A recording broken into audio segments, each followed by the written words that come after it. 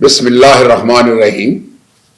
دوستو، میں ہوں امان اللہ خان، آپ کے پروگرام جدوجہد کے ساتھ۔ آپ خیریت سے ہوں گے؟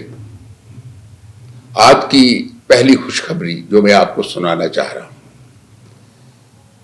کہ پنجاب کے پنجابیوں نے جمہوریت میں آج پھر پہلا نمبر لے لیا۔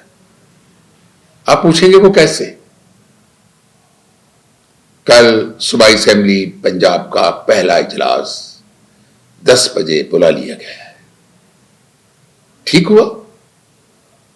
دیکھیں، پاکستان کی تمام اسمبلیاں ابھی تک سوچ رہی ہیں کہ کس کو وزیر اعلیٰ بنانا ہے، کس کو اسپیکر بنانا ہے، یعنی ابھی تک وہ اپنے معاملات کو ٹھیک نہیں کر سکے۔ اطلاعات کے مطابق فریال تالپور نے وزیر اعلیٰ بننے سے انکار کر دیا، کیونکہ زرداری صاحب پنجاب بامقابلہ سندھ لانا چاہتے تھے۔ ان کے کہنے کے مطابق یہاں پہ مریم نواز اگر وزیر اعلیٰ بن سکتی ہے تو میری بہن کیوں نہیں بن سکتی، فریال کیوں نہیں بن سکتی؟ دیکھیں، سیاستدان کس نحو پہ سوچتے ہیں؟ بھائی، اب فریال جو ہے وہ مریم تو نہیں نہ بن سکتی۔ مریم نواز کی تو تربیت ہوئی ہے، تو جو فریال کی تربیت ہوئی ہے وہ تو کرپشن، مار دھاڑ، اس کے علاوہ تو کچھ نہیں ہے۔ اس کے بابا بھی یہی کام کرتے تھے، اس کے بھائی بھی یہ کام کرتے ہیں، اب بلاول نے بھی شروع کر دیا ہے، تو لازمی فرق تو ہونا چاہیے نہ کچھ۔ چلے، یہ بات اپنی جگہ پہ ہے، لیکن کل پنجاب اسمبلی کا اجلاس بلا لیا گیا ہے، جس کے ایوان میں اب تک مسلم لیگ نون کی طرف سے جو اعلان کیا گیا ہے کہ ان کے اسمبلی میں 200 ممبران مسلم لیگ کی حمایت کریں گے۔ بڑی خوشخبری ہے کہ اگر اتنے ممبران مریم نواز کو ووٹ دیتے ہیں تو پنجاب کی حکومت انتہائی مضبوط حکومت ہوگی اور وہ اپنے جمہوری ایجنڈے پہ کام کر سکے گی۔ جہاں تک مریم نے ہے تو مریم نے کہا ہے کہ حالات اتنے ابتر ہیں اور اتنے معاملات خراب ہو چکے ہیں عمران خان کی سابقہ حکومت کی وجہ سے کہ اگر پاکستان یا صوبے کے معاملات کو آگے بڑھانے کے لیے، عوام کی خوشحالی کے لیے کچھ کرنا ہوگا تو آئندہ جو 5 سال وہ کم ہوں گے۔ اس کا مقصد یہ ہوا کہ وہ بھی 10 سال کی نگاہ میں بیٹھی ہوئی ہیں، وہ بھی چاہتی ہیں کہ میں وزیر اعلیٰ 10 سال تک رہوں۔ خواہش اچھی ہے، لیکن بات اتنی ہے کہ کیا یہ کل جو 10 بجے اجلاس بلایا گیا ہے، یہ پروگرام تو پتہ نہیں رات تک یہ کسی مقام پہ پہنچ جائے گا، لیکن حالت یہ ہے کہ اس اجلاس کے اندر جو تحریک انصاف کے آزاد لوگ ہیں، میری اطلاعات کے مطابق وہ مزاحمت کریں گے، وہ حلف نہیں اٹھانے دیں گے، وہ لوگ اس اسمبلی کو چلنے نہیں دیں گے۔ وہ حالات پیدا ہوں گے جو 2022 کے آخری دنوں میں، یعنی کہ دنگا فساد کے ساتھ اسمبلی میں پولیس تک کو بلا لیا گیا، بہت سارے معاملات وہ آپ بہتر جانتے ہیں۔ لیکن ہماری اطلاعات کے مطابق کل 10 بجے اس ایوان میں مزاحمت ہوگی اور وہ عمران خان کے شیروں کی طرف سے ہوگی۔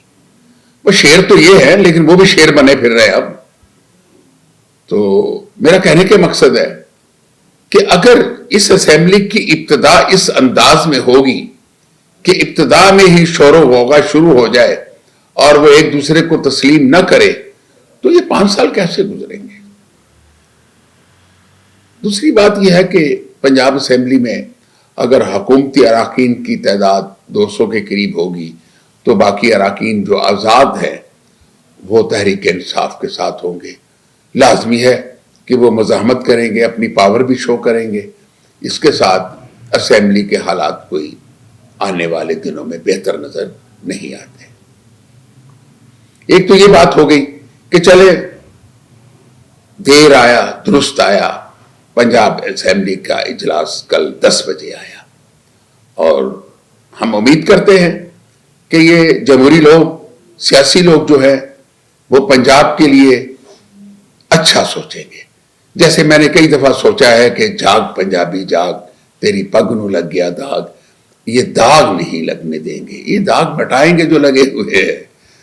تو اس لیے مجھے امید ہے. لیکن آگے ان سیاسی لوگوں کے ذہن ہیں جو 24 گھنٹے خلفشار کے ساتھ بھرے ہوئے ہوتے ہیں. انہوں نے کبھی قوم کا اچھا سوچا ہے اور نہ اقتدار کا اچھا سوچا ہے. اس لیے امید تو ہے. اچھا، دوسرا جو میرا ایشو ہے اس کے اندر کہ مسلم لیگ نے حکومت تو بنا لی، یعنی مسلم لیگ نے حکومت تو بنا لی شب بھر میں. اب اس کا ہوگا کیا؟ یہ مرکز میں حکومت بنا رہے ہیں ایک قیدی کی حیثیت سے. یعنی کہ جو وزیر اعظم ہے، میں نے پہلے بھی کہا کہ وہ پاکستان کا لولا لنگڑا وزیر اعظم ہوگا. کیوں؟ کہ اس کے ہاتھ پاؤں ہر چیز زرداری نے باندھ رکھی ہے اور باقی اسٹیبلشمنٹ نے باندھ رکھی ہے. تو وہ جو جن ایشوز پہ وہ وزیر اعظم بن رہے ہیں اس میں سب سے بڑا ایشو ہے مہنگائی. اب مجھے بتائیں کہ وہ کسی اپنے ایجنڈے پہ تو عمل نہیں کروا سکے گا. اس میں پیپلز پارٹی بھی بیٹھی ہے، MKM بھی بیٹھی ان کے ساتھ، اور بہت ساری جماعتیں بیٹھی ہوئی ہیں. اگر مسلم لیگ کی اپنی سولو فلائٹ ہوتی، ہو سکتا تھا کہ مسلم لیگ نون نے الیکشن میں جو اپنا ایجنڈا دیا ہے اس میں عمل کرواتی. ایک بات یاد رکھیں، جو قدم بڑھ چکے ہیں واپس نہیں ہوں گے. یہ مہنگائی واپس نہیں ہوگی. ان کا کوئی بڑا بھی آ جائے، نواز شریف کا یا شہباز کا، مہنگائی دور نہیں ہو سکتی. کیوں؟ کہ آپ کے پاس ہے کیا؟ آپ کی ایکسپورٹ کیا ہے؟ آپ کیا بنا رہے ہیں؟ آپ کی فیکٹریوں کی جو چمنی ہے وہ ٹھنڈی ہو چکی ہے. آپ کے پاس گیس کے ذخائر نہیں ہیں. آپ نے تو عام آدمی کو تو نگرانوں نے مار دیا، باقی جو بچا کھچا ہوگا آپ مار دیں گے. لیکن حقیقت بتاؤ، میرے جیسے شریف آدمی کا گیس کا بل جو ہے وہ 42,000 روپیہ ایک مہینے کا. اور میں نے الو کے پٹھوں سے پوچھتا ہوں، میں نے گھر میں فیکٹری لگا رکھی ہے. اسی طرح جتنے سفید پوش وہ سارے مارے گئے ہیں، اور گیس کی قیمت پھر بڑھا دی گئی ہے.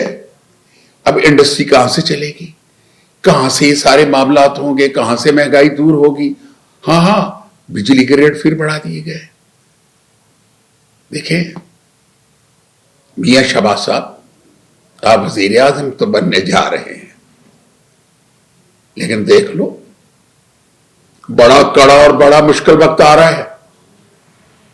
آپ کو اپنی دھوتیاں بچانی مشکل ہو جائیں گی سب کو. اقتدار خواہش جو تھی نا آپ کی پوری ہو رہی ہے. لیکن یہ نہ ہو کہ کل یہی عوام آپ کے دروازوں پہ دھرنے دے رہے ہوں. تو لگتا یہی ہے کہ جب عوام تنگ ہوں گے تو عمران خان کا دروازہ کھل جائے گا. عمران خان پھر دھرنوں کی سیاست شروع کرے گا. اور مجھے بہت کمی امید ہے اس وقت، لیکن کبھی امید یوں ہے کہ عمران خان جو ہے نا وہ اپنے گھر واپس چلا جائے گا. جیسے نواز شریف کو کتنے سال کی سزا سنائی گئی، کتنا جرمانہ سنایا گیا، اور اس کے بعد اس کو جہاز کی سیڑھیوں سے جہاز پہ چڑھایا گیا. اسے کہا بہت بیمار ہے اور لندن پہنچا دیا گیا. یہ وہی نواز شریف ہے نا جس کی صحت بہت زیادہ خراب تھی، اب تو ٹھیک ہے. اسی طرح جو اگلی پلاننگ ہے، عمران خان بھی آزاد ہو جائے گا. کسی کی باپ میں اتنی طاقت نہیں ہے ان حکمرانوں میں کہ عمران خان کو زیادہ دیر جیل میں رکھ سکیں. یہ نوٹ کر لیجئے گا کہ اگلے چند ویک، چند ہفتے عمران خان بنی گالہ میں ہوگا اور ایک نئی سیاست کا آغاز ہو رہا ہوگا. اسی کے ساتھ میں آپ سے اجازت چاہوں گا. خدا حافظ.